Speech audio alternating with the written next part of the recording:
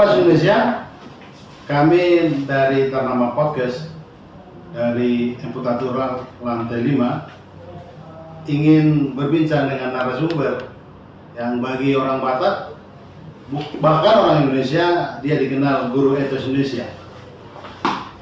Kita akan berbincang satu hal yang menarik tentang kemampuan dan keahlian dari Pak Jansen Sinamo tentang etos. Beliaulah yang mendengungkan soal etos di Indonesia, maka disebut guru etos. Telah puluhan buku beliau tuliskan, dan kita akan bahas kali ini tentang etos Batak, tepatnya etos kerja Batak. Karena beliau juga sudah menulis tentang etos Tionghoa atau Cina begitu. Horas Pak Jansen Sinamo. Horas menjua-jua. Senang berjumpa dengan Pak Jansen Sinamo. Sama-sama. Antusiasmenya itu selalu kelihatan. Semangat pagi terus, Pak. Amin. Oke. Terima kasih kehadirannya di ruang podcast Ternama. Kita ingin langsung bertanya, sebenarnya apa sih etos kerja Batak? Karena etos kerja Kristiani juga sudah Pak Jansen tulis, sudah bahas juga tentang etos Tionghoa. Bagaimana Bapak, Pak? Oke, sebenarnya orang Batak tidak kenal etos kerja. Baik.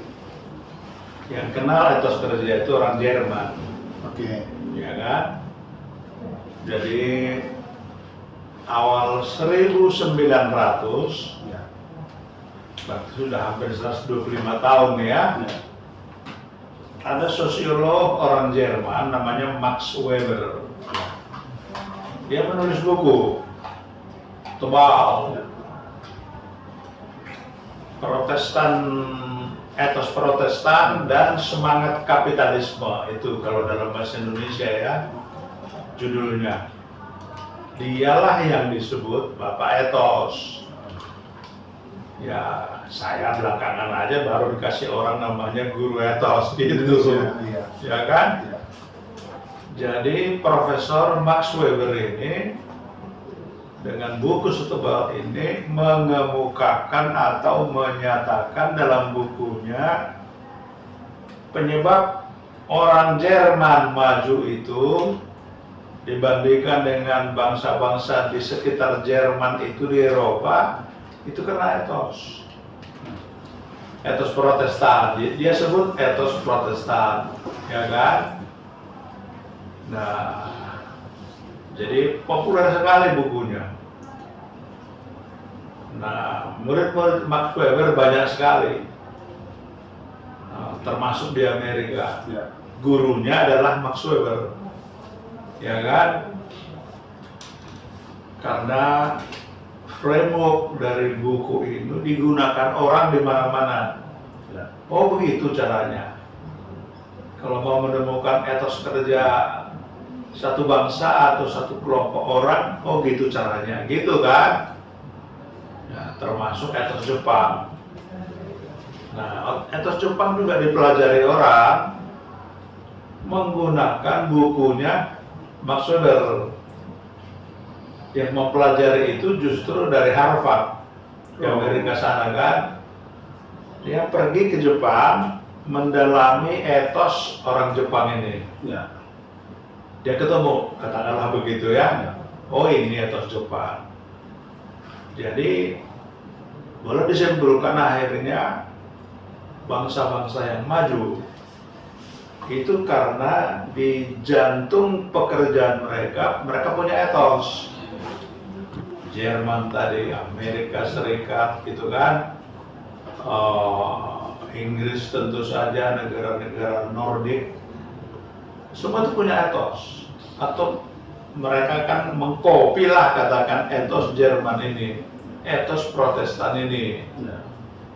Jadi orang Jerman ini kan memang adalah pelopor dari agama baru yang disebut Protestantisme, ya kan? Nah, jadi populer lah ini. Max Weber mengamati, wah, ini kalau dia Protestan kok lebih maju, kalau dia Protestan kok lebih kaya, kalau dia Protestan kok lebih jago gitu. Lalu sudah dia selidiki, oh etos. Dia sebut etos. Apa itu etos? Etos itu adalah sebuah ajaran atau sebuah prinsip yang digunakan orang dalam bekerja, menjadi semacam panduan kerja gitu kan. Sebenarnya kan semua orang bekerja, orang apa pun bekerja, orang komunis pun bekerja gitu kan, orang Buddha pun bekerja gitu. Tapi secara khusus Jerman ini dipelajari oleh Max Weber, memang unik etos kerjanya. Itulah yang dia kemukakan dalam buku Etos Protestan dan Semangat Kapitalisme. Intinya mengatakan dia, etos kerja inilah yang bertanggung jawab terhadap kapitalisme. Kalau disebut kapitalisme di zaman itu, itulah hal yang membuat orang Jerman itu menjadi kaya raya, gitu kan. Apapun yang dikerjakan, ya kapitalnya meningkat. Termasuk ketelitian ya? Ya sudah pasti, ya kan. Nanti kita pelajari itu. Apa saja itu etos Protestan kan, gitu. Jadi sekitar tahun 2000, waktu itu saya butuh produk baru di Jakarta ya, karena saya kan trainer dari awal, saya trainer sejak saya lulus dari Bandung kerja di Jakarta Di TB. ya. Saya lulus dari Bandung itu Ya. saya bekerja di lembaga training dari Amerika kan gitu. Tapi kemudian saya berpisah dari lembaga training Amerika ini. Padahal ada aturan, kalau kita keluar dari lembaga training ini, kita tidak boleh mengajar lagi hal-hal yang berkenaan dengan mata training ini kan.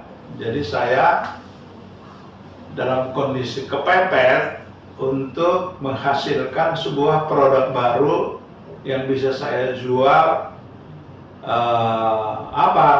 Saya belum tahu. Nah, jadi saya ingatlah, karena buku Etos Protestan itu udah saya baca waktu saya masih mahasiswa di perpustakaan kampus kami di Bandung. Udah saya baca, wah hebat juga ini, saya pikir. Saya ingat akan buku tersebut, saya baca ulang, oh ya ini dia.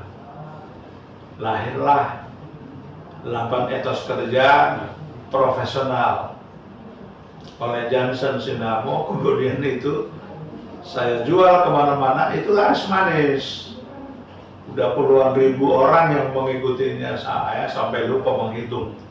Saking banyaknya sudah ya. Populerlah saya gara-gara itu. Nah, terutama populer karena waktu itu ada radio di zaman itu namanya Radio Smart FM. Nah, Radio Smart FM mengundang saya bersiaran sekali seminggu. Jadi berkumandanglah suara saya ke seluruh Indonesia dari radio tersebut. Sebab Radio Smart FM ini dipancar ulangkan lewat studio Semarang, Medan, Surabaya, Makassar, Manado, gitu kan. Apalagi ya, Palembang, ya gitulah, ya 10 kota besar Indonesia gitu.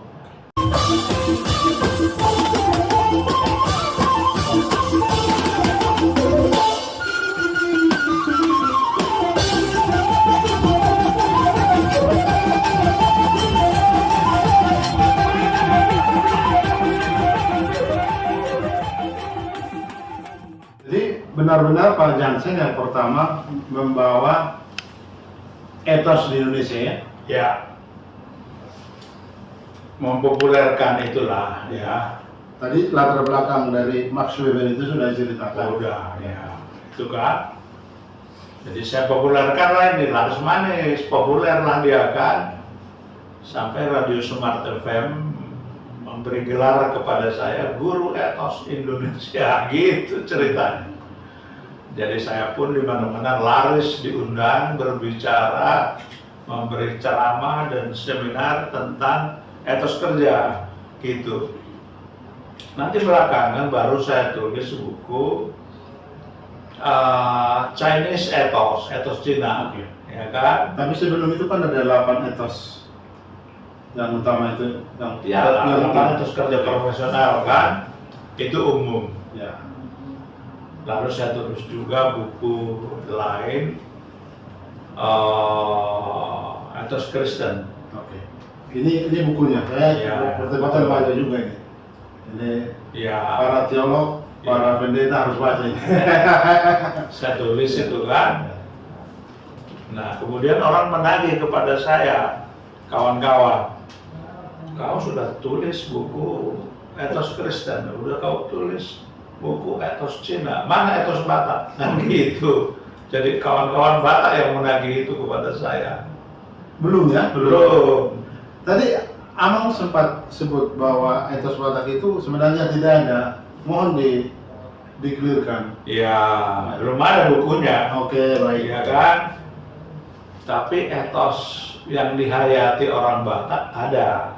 Dari ungkapan-ungkapan filosofinya. Ya, gini. Kan baru tahu kan belakangan ini bahwa menurut BPS Ya.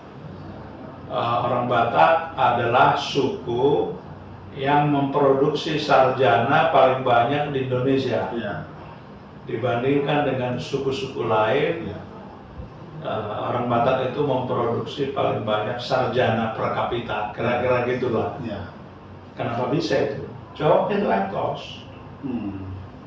Jadi nggak usah dijelaskan pun kita tahu bahwa etos pendidikan ataupun etos persekolahan itu cukup tinggi di antara orang Batak, ya kan? Makanya di mana-mana orang Batak memproduksi sarjana. Coba periksa rumah orang Batak di Indonesia, di Tapanuli sana, pasti ada foto Wisuda. di dinding rumah dari orang-orang Batak tersebut. Itu. Nah, kebetulan memang orang Batak adalah suku yang ketika beragama, dalam hal ini agama Kristen, mempunyai agama yang sadar pendidikan, yang punya etos pendidikan yang kuat gitu. Itu yang membuatnya, gitu kan? Dan orang-orang Batak itu kemudian menggarisbawahi soal sekolah, soal pendidikan ini cukup kuat di antara mereka. Bogo pe macare, harian nang botare, lau pasikolah geleki. Itu kan ibu-ibu suka nyanyi itu kan? Karangannya Nahum Situmorang. Iya, Nahum Situmorang ya lagunya kan. Itu jadi mama-mama dimanapun mereka bikin gor lagunya itu, ya kan? Jadi bagi mama-mama orang Batak dia merasa ketinggalan kalau anaknya tidak sekolah tinggi. Ya. Tapi kalau anaknya berhasil sekolah tinggi, kuliah di Medan, apalagi di Jawa, di Bandung gitu, wah itu adalah kebanggaan keluarga. Nah, maka tanpa sadar terciptalah etos Batak disebut, ya kan? Itu. Nah, jadi dari situ sebetulnya asal usul dari etos Batak. Nah, kalau tentang kerja, sedari dulu itu sudah ditekankan oleh orang Batak, ya kan? Itu nyata dalam ungkapan ini, bahasa Batak ini ya. Silakan. Horbone Akola Sekolah Majapali di Balian, Majapahit Bali. Oke. gitu kan? Lanjutannya adalah apa tadi? Marsidalian pernah saya dengar. Ya itu jadi orang Batak itu mengatakan Molso di Roha, melodang di Siroha, gudang masih dalian. Moledang di Siroha, gudang masih dalian. Itu Alasannya. Tapi sepertinya ungkapan itu jadi negatif. Iya, itu seperti menyindir itu. Menggudang masih daliamu, berarti dan isi roham, kan gitu. Kira-kira. Jadi memang kalau bekerja juga roh atau bahasa Batak itu tondinya juga harus dimunculkan ya. Ya itu, jadi kalau kau bekerja, karena cuma sian nasroham. Itu ungkapan positifnya. Oke. Nah itu yang menjadi etos. Mulai ulama sian nasroham. Nasa gugum. Kalau sian nasa gugum, sian nasa tobdim. Oke. Itu kan Injil sebenarnya itu. Ya. Itu salah satu ayat Injil mengatakan begitu. Kerjakanlah pekerjaanmu dengan segenap hati, segenap pikiran, segenap jiwamu. Begitu. Itu jadi kalau bersekolah, anak muridnya sekarang, orang tua maupun guru selalu mengajari murid-muridnya belum bersekolah. Marsekolah, marsiajar mau sian nasaroham. Kalau seseorang belajar dengan segenap hatinya pasti berhasil. Kan orang jual mana tuh? Yang ada adalah orang yang belajar dengan segenap hati. Tapi kalau sungguh-sungguh pasti berhasil. Pasti, itu rahasianya. Jadi itu etos ya. Itu etos. Ketekunan, kegigihan, kesabaran di sini. Sian nasaroham, kan? Jadi udang satu masa tonga. Jadi melumar juma-jumaho, batu ke mangulah di jumami, baula majumami, sian nasaroham. Saya teringat dengan tulisan Pak Jansen, pernah juga membahas fraktal Batak. Jadi Batak itu sebenarnya raja, kalau dia misalnya dalam tanda kutip pemain judi, ya raja judi begitu. Apa dibalik dari tulisan Pak Jansen? Itu beda itu. Beda ya? Itu hal yang berbeda. Gitu kan? Jadi orang Batak itu secara umum, secara luas dikenal pekerja keras. Apapun pekerjaannya, tapi dia bekerja keras. Pekerjaan orang Batak yang standar kan tani. Marjuma-juma, marsaba, marhamijon, kan gitu kan. Nah, orang Batak yang demikian dikenal oleh umum bekerjanya luar biasa, kerja keras, kerja mati-matian, begitu kan? Itu dikenal. Nah, kalau dia sekolah atau menyekolahkan anak, begitu juga anaknya disekolahkan sampai setinggi-tingginya, ya kan? Nggak ada lagi duitnya sebenarnya.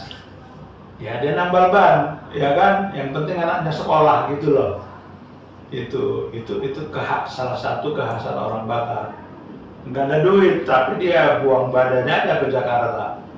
Di kampung nggak ada duit, tapi begitu dia ke Jakarta, dia jadi punya duit. Kenapa? Di Jakarta demi bersekolah dia menjadi kondektur, demi bersekolah dia menjadi penambal ban. Nah, penambal ban apa? Ya segala macam ban lah, ya kan? Di Bandung sampai disebut Institut Teknologi Bandung, dipelesetkan menjadi itu kan Institut Teknologi Batak. Ya, Institut Teknologi Batak gitu. Jadi orang-orang Batak yang di pinggir jalan di bawah pohon di Bandung itu kan orang Batak. Kerjanya ngapain? Tambal ban mobil, ban sepeda motor. Itu semua orang Batak itu, ya kan? Dengan bekerja sebagai itu kan tambal ban itu ya mereka punya duit, sekolah, lulus. Nah, balik lagi sampai kemudian nanti Badan Statistik Nasional itu yang namanya ya BPS. Oh ternyata sarjana per kapita suku di Indonesia itu paling tinggi orang Batak, gitu kan? Itu. Adakah hubungan ungkapan filosofi Batak, misalnya Parbahul-bahul Nabulun, Parsakalan Nasolong Najaljan, Paramak Nasogalumur, Partataring Naso Ramitok, itu bisa ditarik enggak sebagai itu jauh secara umum ada, ya. tapi itu nggak relevan lah itu kan. Kenapa tidak relevan? Ya itu perbaul-baul Nabolon itu kan terlalu umum. Oke. Ini kita fokus pada kerja. Ulama musian nasaroham. Melosomangula ho ba ima songon horboni akola mai majapali juga dia alaga alai dan karena juga gudang masih dia gudang itu. Nah, saking banyaknya sih lihat malah nggak dikerjakan kerjanya. Itu yang harus dihindari, gitu kan.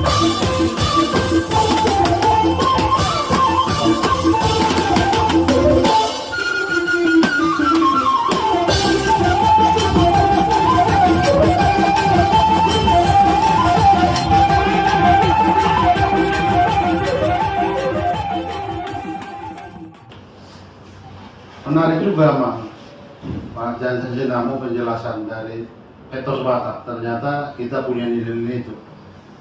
Tapi adakah hubungan etos Batak itu dengan tadi kesukaan sekolah, ibu atau inang atau mama bapak Batak itu kan memperjuangkan anaknya untuk sekolah.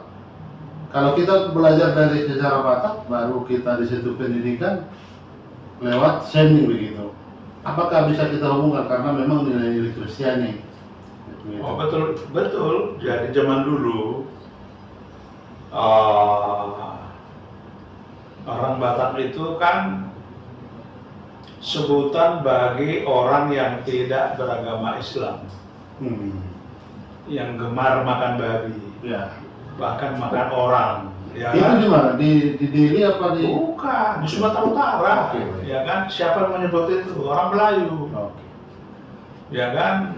Orang Melayu, suku Melayu kan bangsa yang sudah maju, punya kerajaan, punya kesultanan gitu kan, punya perkebunan. Jadi mereka itu adalah masyarakat yang Lebih tinggi peradabannya. ya lebih maju lah daripada orang Batak ini dari ladang-ladang, dari Tapanuli sana, dekat Danau Toba sana kan. Jadi menurut mereka orang yang tidak beragama Islam ya kafir lah zamannya waktu itu kan sebutannya, ya kan? Kafir berarti Batak. Itu artinya Batak. Arti Batak pertama itu. Ya Berarti kan? kita nggak boleh terlalu ini ya, sensitif untuk itu ya. Jadi Ya, nanti tunggu dulu. ya. Nah, di pihak lain orang Batak ini diinjili oleh para misionaris. Iya. Turunlah misionaris dari Jerman, misionaris dari Belanda melayani orang-orang Batak ini, ya kan? Para misionaris ini tidak mempersoalkan apa arti Batak, gitu kan? Yang penting bagi para misionaris ini, orang Batak ini mau menerima Injil, mau diajak berkebaktian, beribadah gitu, itu udah bagus banget itu bagi para misionaris. Misionaris ini melihat orang Batak ini perlu dididik lebih lanjut. Kebersihan, kita kan kurang bersih sebagai orang Batak waktu itu. Air aja nggak direbus, begitu aja diminum, ya kan? Makanya suka sakit perut. Nah, diajarin lah sama misioner ini, itu air sebaiknya direbus, gitu kan? Jadi orang Batak ini belajar merebus air minum, ya dari misionaris. Nah, orang Batak juga belajar banyak hal lah yang dipelajari orang Batak ini dari misionaris itu, termasuk belajar bersekolah. Diajarin lah, jadi bukan harus sekolah harus begini, adalah sekolah HKBP namanya zaman dulu disebut sekolah sending. Ya. Jadi seperti ayah saya zaman dulu itu adalah produk sekolah sending di kampung kami di Papak Barat sekarang namanya kan. Nah, bersekolahlah mereka. Sebetulnya orang tua mereka tidak begitu setuju anak-anaknya sekolah. Lebih baik ke ladang, membantu orang tua gitu. Tapi anak-anak ini gemar bersekolah karena di sekolah itu enak, nyaman. Ada nyanyi, ada pelajaran. Jadi anak-anak ini suka bersekolah, satu kampung, satu desa, begitulah dulu zaman dulu. Jadi sekolah sending itu dibuka di mana-mana dan banyak anak-anak Batak itu bersekolah di sana. Nah, mereka tidak terlalu peduli disebut orang Batak yang arti konotatifnya itu tadi kan tidak bagus ya. Katanya itu kafir, katanya itu Makan babi. suka makan babi, bahkan suka makan orang katanya kan. Nah, tapi orang Batak ini nggak peduli. Ya. Mereka belajar, lama-lama jadi pinter. Ya. Bahkan lebih pinter daripada orang-orang Melayu itu. Ya. Itu kan orang-orang Batak yang dari desa, dari kampung itu jadi pintar semua. Jadi boleh disebut orang Batak bukan menyebut dirinya orang Batak, justru orang Ya, lain. orang Batak tidak menyebut dirinya orang Batak. Dia menyebut dirinya misalnya orang Humbang. Dia menyebut dirinya orang Samosir. Atau dia menyebut dirinya orang Pakpak, orang Karo, gitu kan? Tidak menyebut Batak. Nanti yang menyebut Batak itu adalah lembaga gereja. Resmi ya? Ya resmi, Oke. karena para misionaris ini kan bikin laporan ke Eropa. Jadi sama seperti misalnya Jepang itu kan tidak suka disebut orang Jepang. Iya, Sebenarnya mereka ingin disebut Nippon begitu. iya, ya begitu. Iya. Nah begitulah ceritanya orang Batak itu tanpa sadar belajar terus, bahkan mereka jadi bangga jadi orang Batak. Karena Batak itu berarti sekolah, Batak itu berarti ke gereja, gitu kan? Dan berani. Pemberani, jadi lama-lama orang Batak itu malah bangga disebut Batak, ya kan? Sampai sekarang. Nah dulu orang-orang di sekitar tanah Batak itu mulai dari Minangkabau, dari Aceh, dari apa namanya Melayu, ya masih menganggap Batak itu rendah. Ya kan, nggak peduli mereka. Sekolah. Akibat mereka bersekolah jadi pinter. Lebih pinter dari orang yang merendahkan mereka, gitu kan? Gitulah, jadi orang Batak itu jadi polisi lah, jadi sarjana hukum lah, gitu kan? Di mana-mana banyak nih anak-anak Batak ini jadi sarjana, Ya. gitu kan? Nah itulah yang memproduksi generasi sarjana. Banyak banget ini orang Batak itu yang diproduksi anak-anak itu. Nah jadi kembali lagi itu kalau digali itu ada etos. Oke. Tanpa sadar anak-anak Batak ini telah menganut etos yang diajarkan oleh gereja, yang diajarkan oleh mamanya, bapaknya, gitu kan, sehingga mereka menjadi anak-anak generasi Batak yang baru, gitu kan.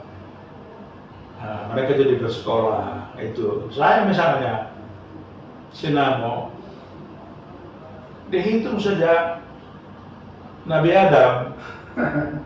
Saya adalah Sinamo pertama yang sekolah di ITB. Hebat. Jadi Pak Jansen Sinamo itu pelopor ya? Kalau Sinamo. nggak ada marga Sinamo sebelum saya yang sekolah di ITB. Saya perdana, gitu kan?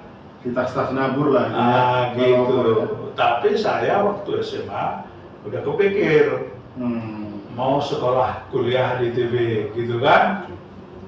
Jadi selama SMP, SMA, ya pelajaran saya bagus lah. Guru-guru yang malah bertanya, kau nanti sesudah SMA mau kemana kau kuliah sekolah gitu? Saya bilang seperti itulah, aku bilang seperti Pak Silaban itu kan, ada Silaban di kampung kami baru lulus dari ITB kan? Hendrik Silaban. Ya namanya si Bonar ya. Oh. Nah, seperti beliau itulah saya bilang, kebetulan dia lahir saya. Jadi saya akhirnya dengan bantuan beliau, kemudian udah sekolah di Bandung. Jadi saya finish my SMA, menyelesaikan SMA saya di kota Bandung. Nah selama saya di Bandung, tinggal setahun lagi, saya belajarnya gila-gilaan. Orang kalau sudah di Bandung SMA cuma satu cita-citanya, masuk ITB, ya kan? Saya pun ikut arus itu. Jadi orang Batak banyak sekali yang kelas 3 SMA di zaman itu, semuanya pengen masuk ITB. Betul, masuk kami semua ke ITB.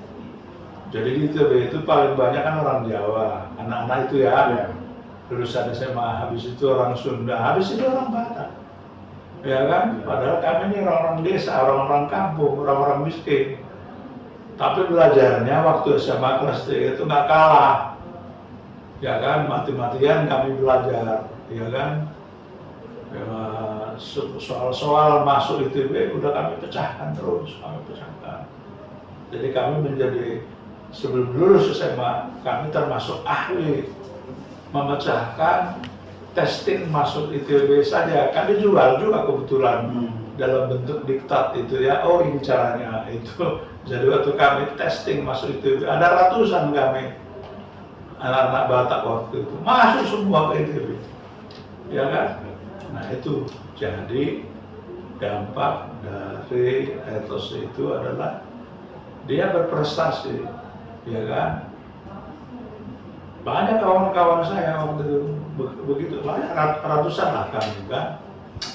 Itu nanti ada ratusan lagi yang masuk Parahyangan, yang bahkan masuk universitas, ya universitas biasa-biasa lah di Bandung, ya kan? Di Bandung itu kan yang top kan ITB aja, top masih banyak, ada ratusan lagi perguruan tinggi di Bandung itu.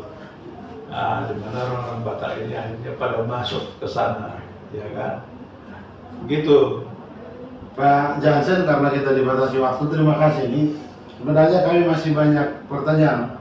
Di lain waktu kami minta waktu juga Pak Jansen untuk lebih dalam tentang etos Batak. Oke.